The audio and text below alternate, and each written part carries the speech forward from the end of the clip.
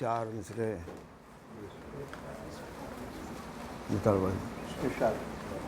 یہاں پہ ماشاءاللہ یہ زائر لوگ بیٹھے ہوئے ہیں، تو دیکھنے میں تو ایسا لگتا ہے کہ زائر اکیلا جا رہا ہے، لیکن اکیلا ہوتا نہیں ہے۔ بس 4 مصرے سماعت فرمائیے، نعرہ سلوات۔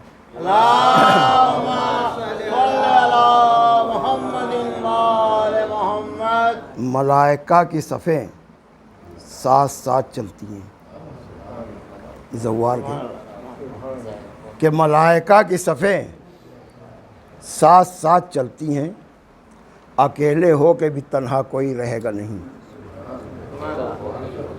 کہ ملائکہ کی صفیں ساتھ ساتھ چلتی ہیں، اکیلے ہو کے بھی تنہا کوئی رہے گا نہیں۔ یہ کربلا ہے، یہاں پیاس تو لگے گی ضرور، یہ معجزہ ہے کہ پیاسا کوئی رہے گا نہیں۔ یہ کربلا ہے، یہاں پیاس تو لگے گی ضرور، یہ معجزہ ہے کہ پیاسا کوئی رہے گا نہیں۔ نعرہ سلوات۔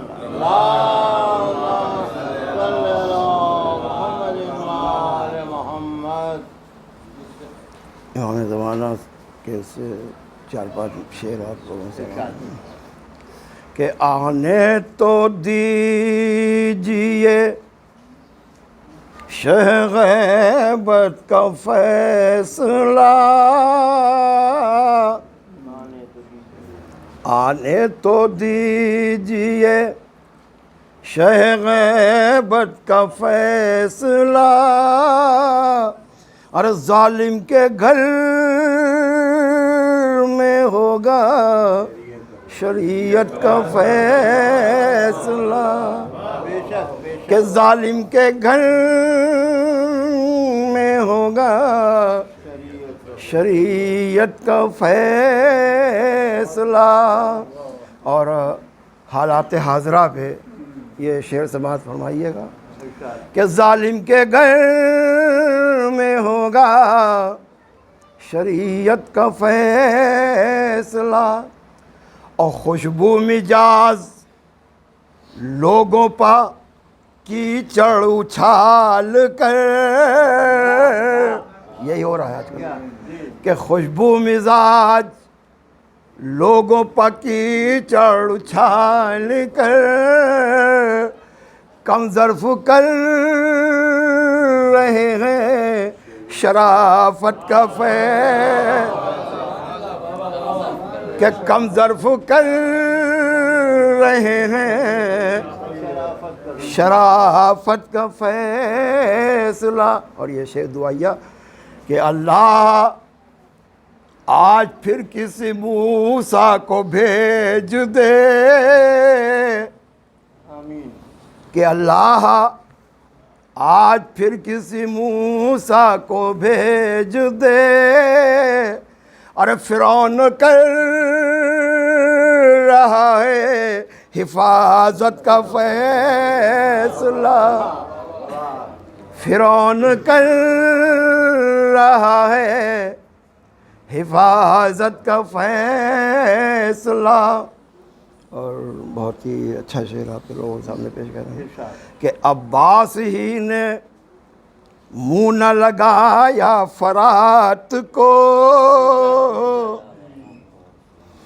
کہ عباس ہی نے منہ نہ لگایا فرات کو، اور پانی تو کر چکا تھا اطاعت کا فیصلہ، کہ پانی تو کر چکا تھا اطاعت کا فیصلہ۔ اور خاص طور سے یہ شعر کہ اب پانی تو کر چکا تھا اطاعت کا فیصلہ۔ شعر یاد نہیں آ رہا ہے، وہ نعرہ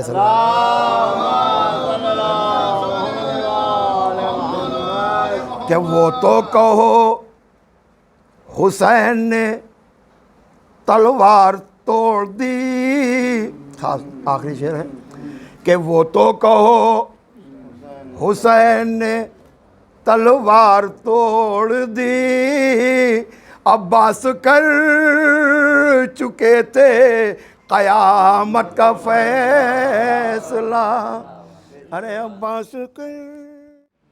رحم اللہ من قرأ سورة الفاتحہ۔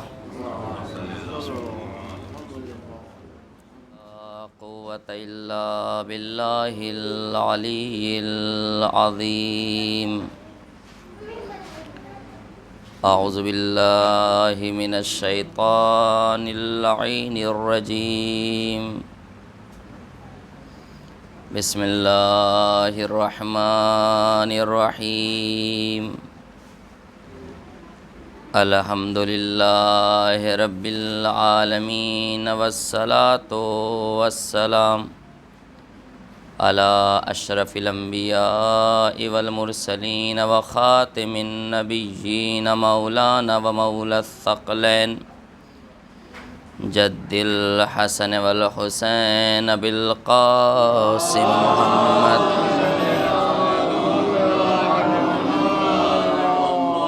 وأهل بيته الطيبين الطاهرين المعصومين المظلومين ولعنة الله على أعدائهم أجمعين، أما بعد فقد قال رسول الله صلى الله عليه وآله وسلم: إن الحسين مصباح الهدى وسفينة النجاة۔ صلوات بھیج دیں۔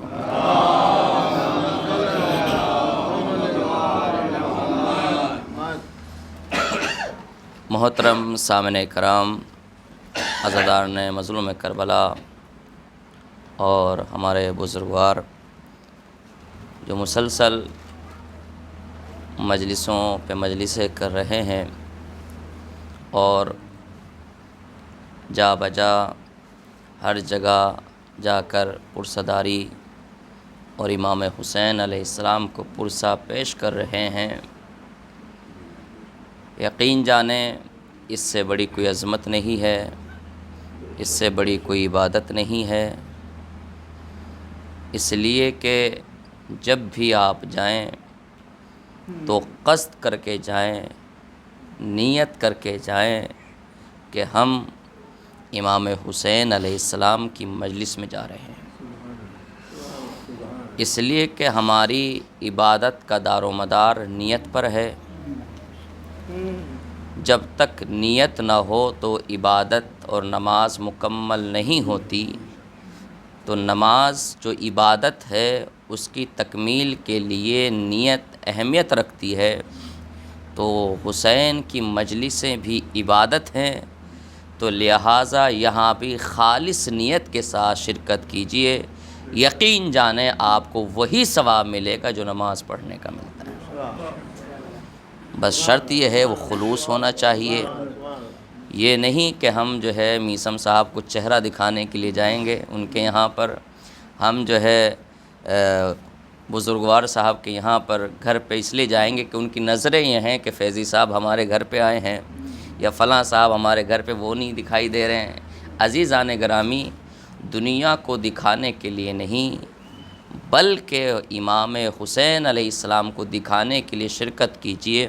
مولا کل سن 61 ہجری میں ہم آپ کے سامنے حاضر نہیں ہو سکے تھے، آج وقت کے حسین کی بارگاہ میں حاضر ہو کر اپنے یقین کا ثبوت دے رہے ہیں، اپنے ایمان کی دلیل دے رہے ہیں۔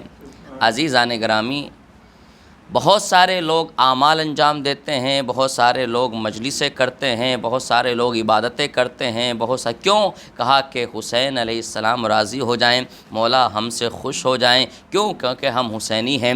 ماتم کیوں کر رہے ہیں؟ کہ امام حسین علیہ السلام کا ہے۔ مجلسیں کیوں کر رہے ہیں؟ کہ امام حسین علیہ السلام کی ہے۔ مرثیہ خوانی کیوں ہو رہی ہے؟ کہا امام حسین علیہ السلام کی ہے۔ سوز خوانی کیوں کی جا رہی ہے؟ کہ امام حسین علیہ السلام کی ہے۔ کہا کہ نوحہ خوانی کیوں کیوں ہو رہی ہے؟ کہا کہ امام حسین علیہ السلام کے لیے کی جا رہی ہے۔ کہا یہ کون ہے؟ کہا یہ امام حسین والے ہیں، یہ امام حسین والے۔ پورے مجمع کی توجہ عزیزان گرامی، بیدار ہو کر اپنے لوہے دل پر محفوظ کر لیجئے گا، یعنی جو بھی ہمارا عمل امام حسین علیہ السلام کے لیے ہوتا ہے، بزرگوں سے دعائیں چاہتے ہوئے اپنے چھوٹے بیٹے کو دعاؤں میں نواز دیجئے گا۔ یاد رکھے جو بھی ہم عمل کر رہے ہیں اس کا تعلق کیا ہے؟ کہا حسین کے لیے ہے۔ نظر کیوں کی جا رہی ہے؟ امام حسین علیہ السلام کے لیے ہے۔ یہ کام کیوں کیا جا رہا ہے؟ کہا حسین ابن علی کے لیے کیا جا رہا ہے، یعنی جو بھی فعل ہمارا ہے کہا حسین کے لیے ہے۔ کیوں؟ کہا یہ حسینی ہے، یہ حسینی ہے۔ عزیزان گرامی، کمال یہ نہیں ہے کہ ہم اپنے زبان سے کہیں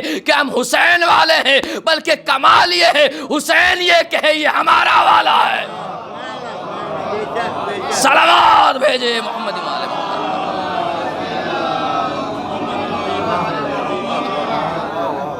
کتنی قومیں ہیں جو کہتی ہیں حسین ہمارے ہیں۔ بہت سارے آپ غیر مذہب میں بھی جائیں گے تو ایک سے عقیدت والے آپ کو مل جائیں گے جو کہتے ہیں، اور باقاعدہ 10 دنوں تک پیروں میں چپل تک نہیں ڈالتے ہیں، اپنے گھر تک چھوڑ دیتے ہیں، حسین تمہارے حوالے ہیں۔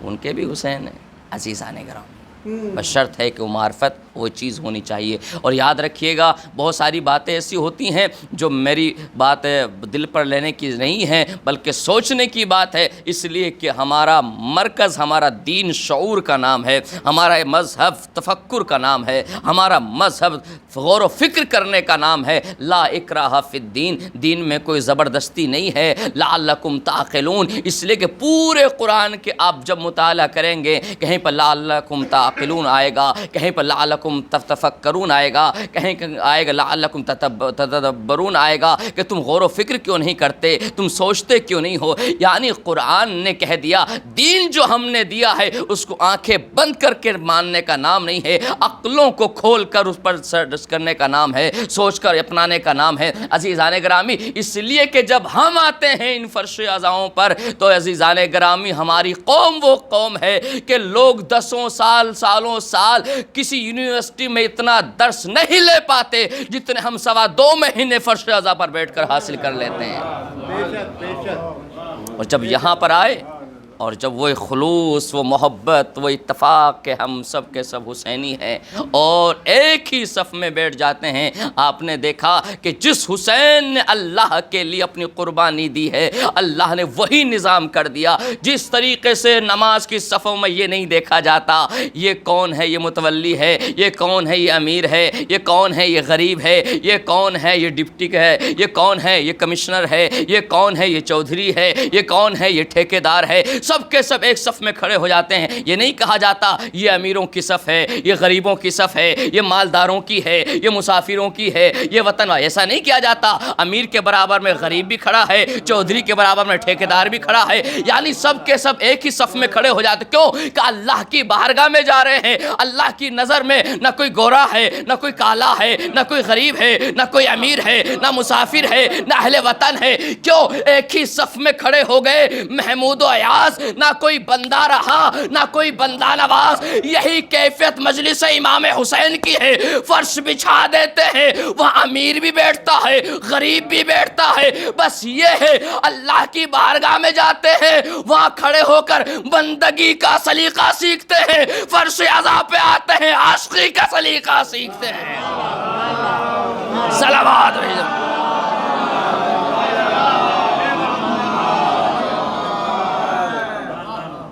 اور یہ کوئی اور نہیں، ہمیں یہی درسگاہیں سکھاتی ہیں۔ جب اللہ نہیں چاہتا کہ ہمارے درمیان اختلاف رہے، ہم میں کوئی چھوٹا بڑا نہ رہیں، ہم میں کوئی مالدار اور بیچارہ مفلس نہ رہے، ہماری نظر میں اس کی کوئی اہمیت نہیں ہے، تو ہمیں اور آپ کو کس نے حق دیا کہ ہم فلاں والے ہیں، یہ مالدار والے ہیں، یہ رئیس ہیں، یہ چودھری ہیں، یہ ٹھیکیدار ہیں، یہ فلاں ہیں، یہ فلاں ہیں۔ عزیزان گرامی، آپ کا تو کام ہی نہیں ہے، آپ کا تو اپنے سر تسلیم کو خم کر دینا ہے، بس یہ دیکھنا ہے کہاں اللہ کی بات ہو رہی ہے، کہاں حسین کی بات ہو رہی ہے، کہاں محمد کی بات ہو رہی ہے، کہاں علی کی بات ہو رہی ہے، کہاں فاطمہ کی بات ہو رہی ہے۔ یقین جانے جب یہ چیز آپ کے اندر آ جائے گی تو سچے معنوں میں آپ عاشق بھی ہیں، سچے معنوں پر آپ شیعہ بھی ہیں، سچے معنوں پر امام کے ماننے والے بھی ہیں، اس لیے کہ مذہب کے رنگوں میں ڈھلنے والے لوگ فرقوں میں تو تقسیم ہو جاتے ہیں لیکن وہ امت واحد نہیں بن پاتے۔ اگر تمہیں سچے معنوں میں مذہب حقہ کی دلیل عزیزان گرامی بننا ہے، ہمیں اور آپ کو کس نے کہا کہ تفرقہ بازیاں کریں، اپنی پارٹیاں بازی بنائیں؟ اما حسین کی قربانی اتنی عظیم ہونے کے بعد حسین نے پورا گھرانہ قربان کر دیا، اس کے بعد تفرقہ بازیاں موجود ہیں۔ کیوں عزیزان گرامی؟ حسین نے قربانی اس لیے دی تاکہ تفرقہ ختم ہو جائے، سب کے سب ایک ہو جائیں۔ حسین کی قربانی کے بعد صرف دو ہی مسلک نظر آتے ہیں، ایک کو یزیدی کہتے ہیں، دوسرے کو حسینی کہتے ہیں۔ صلوات بھیج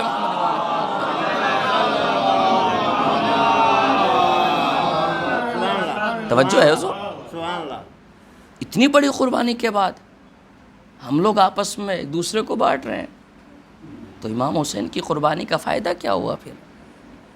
کہ ولایت علی ابن ابی طالب ہم نے آپ کو دی ہے، اس پر قائم رہیں، اس پرچم کے تلے آ جائیں بس۔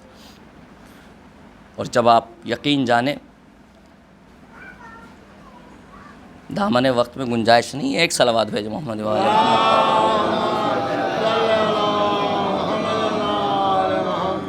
کیونکہ حضور نے اتنا اچھا شعر پڑھا تھا زائرین کے حوالے سے، میں سوچ رہا تھا زائر کی فضیلت کے حوالے سے کچھ بیان کروں گا، پھر انشاءاللہ آگے موقع ملے گا پھر بیان کروں گا۔ میں ایک صلوات بھیج محمد والے محمد پر۔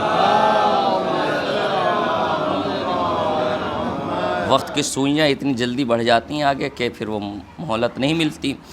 عزیزان گرامی، ہم فرش عزا پر آئے ہیں، یہ کمال ہے حسین ابن علی کا کہ ہمیں اور آپ کو اس معیار پر لا کر کھڑا کر دیا کہ ہم فخر سے کہتے ہیں۔ اور عزیزان گرامی، ہم جب ایک دوسرے سے ملتے ہیں تو ایک ٹرینڈ اور چل رہا ہے، یہاں شاید بہت کم ہے، پاکستان میں زیادہ عروج پر ہوتا ہے، کیا کہتے ہیں ہم؟ یا علی مدد۔ سلام کو چھوڑ کر فوراً کہتے ہیں یا علی مدد، سامنے جب مولا علی مدد۔ اچھی بات ہے، ہر مذہب کی اپنی اپنی چیزیں ہوتی ہیں، جہاں کلچر ہوتا ہے اس کا ایک فرق پڑتا ہے۔ وہاں کے مثلا آپ عرب میں جائیں، عربستان میں جائیں، وہاں کیا کہتے ہیں؟ اہلاً مرحباً۔ بہت سے لوگ جو زیارت پر گئے ہیں تو آپ دیکھیں اہلاً بکم یا زوار الحسین، اے حسین ابن علی کے زوار، تمہارا ہم استقبال کرتے ہیں، مرحباً، خوش آمدید۔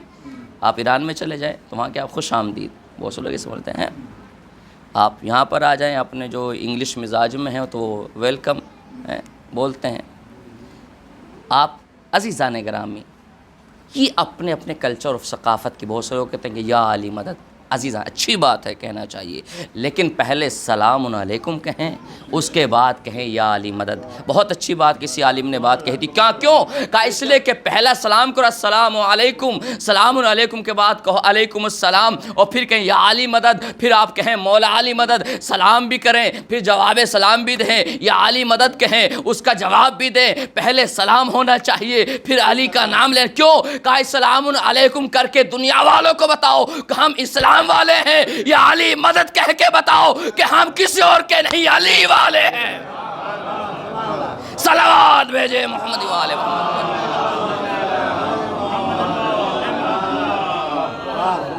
اس کے دائرے اسلام زمانے کے حالات اور ظاہر کو دیکھ کر بہت سارے چیزوں میں بٹے ہوئے ہیں۔ اگر آپ کو میزان دیکھنا ہے کہ آپ کس میزان پر ہے تو وہ میزان علی ابن ابی طالب ہے، اس کے علاوہ نہیں۔ اور یہی ہے کہ کربلا جو واقع ہوئی ہے وہ اسی وجہ پر ہوئی ہے، جب امام حسین صاحب نے کہا مجھے کیوں قتل کرنا چاہتے ہو؟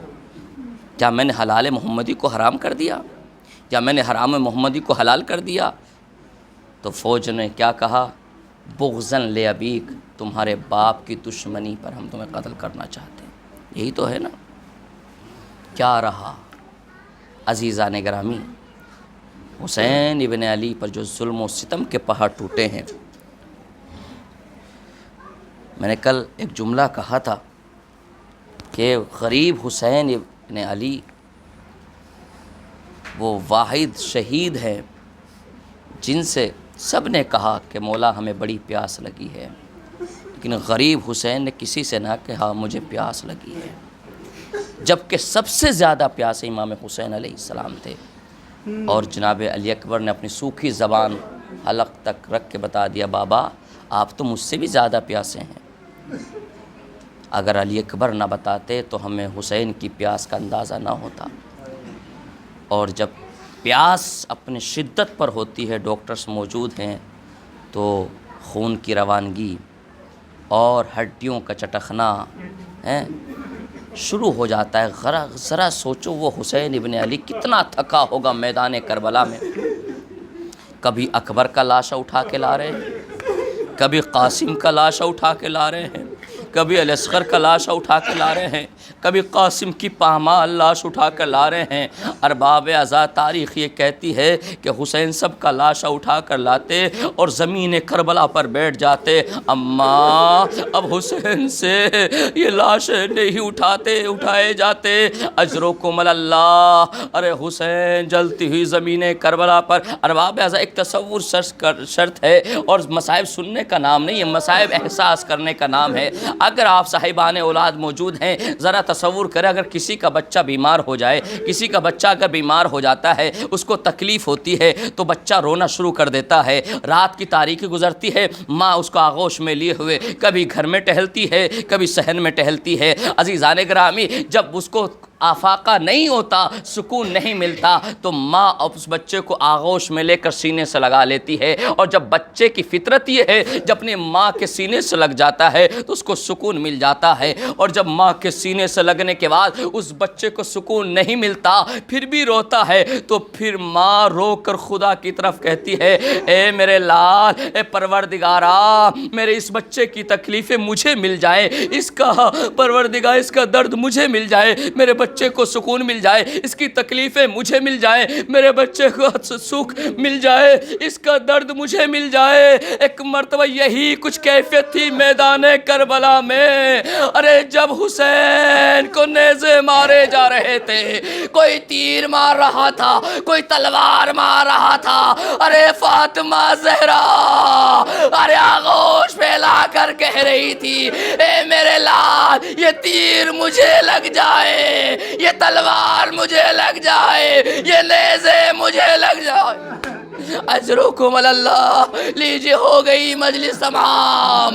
ارے جب حسین شہید ہوئے تو ذوالجلال نے اپنی پیشانی کو خون میں رنگا، خیمے کی جانب پہنچے، ہنہنانا شروع کیا۔ ارے سکینہ دوڑ کر آئی، سمو سے لپٹ گئی، اے میرے بابا کے گھوڑے، مجھے پتا ہے میرا بابا مار دیا گیا، میں یہ نہ پوچھوں گی کتنی تلواریں ماری گئی، کتنے تیر مارے گئے، کتنے نیزے مارے گئے، بس مجھے اتنا بتا دے۔ اور جب میرے بابا کو ذبح کیا گیا، ارے اسے پانی پلایا گیا۔ یا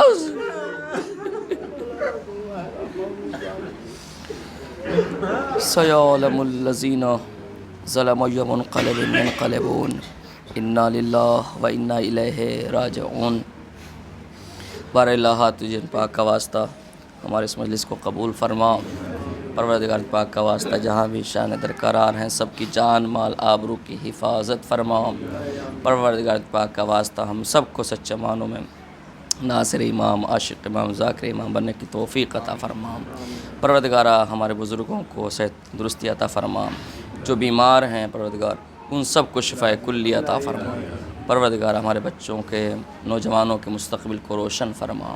پروردگار پاک کا واسطہ ہمیں اس قوم کو ہر قوم پر برتری و فوقیت عطا فرما۔ پروردگار پاک کا واسطہ ہمارے مرحومین کی مغفرت فرما۔ پروردگار امام زمانہ کے ظہور میں تعجیل فرما، ہمیں ان کے صاحب انصار میں شمار فرما۔